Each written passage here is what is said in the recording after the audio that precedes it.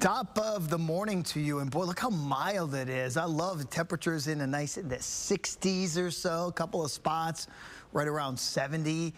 So this morning, actually a little bit warmer than it was yesterday at this time. I've got some lower 60s across I-10 and mid 70s down over the Keys. So the whole state very, very mild. In fact, if you look at the difference, we're running at about 1 to 4 degrees warmer than we were yesterday at this time. But we've also got the cloud cover around, and we've got that south or southeasterly wind that we had yesterday as well. And that's just pumping in the warmth and kind of the humidity levels as well. If you look at the wind tracker, today will be another breezy day. Tomorrow, hands down, will be the windiest day of the week. In fact, small craft advisories are already posted for tomorrow. So yeah, not boating today or tomorrow. Things will get much, much better for you on Friday. So after that front does come through tomorrow.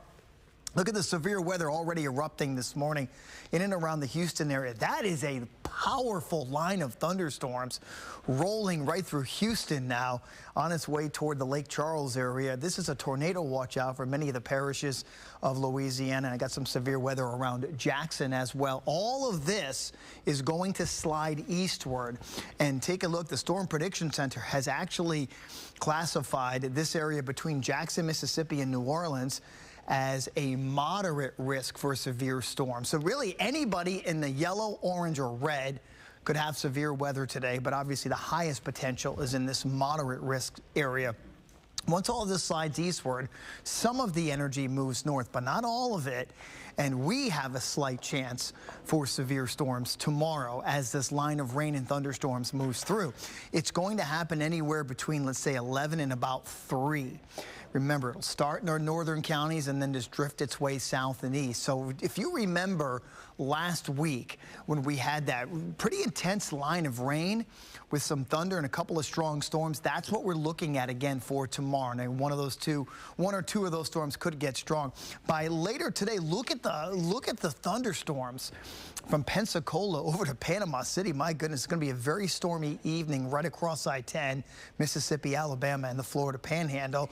Then a very thin line of rain and storms works its way toward us. Now, this particular computer model hones in right around the noontime frame.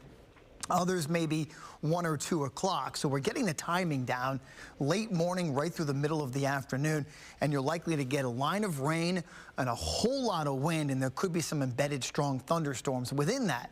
But it's quick and it's out of here, and by Thursday night it's all pushed to the south and the east, and drier air is beginning to filter in, and I think the weekend looks tremendous. So we do have a fantastic stretch of weather coming with that little blip of a couple hours tomorrow with that rain and wind.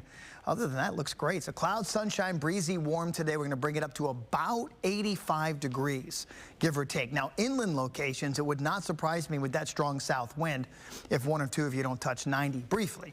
Mild and muggy tonight with a low of 72, and then windy and warm, but again, showers and storms tomorrow, late morning through mid-afternoon. And I kind of give you that time range just so you know and to be aware, checking those Sky Tower radar apps for you.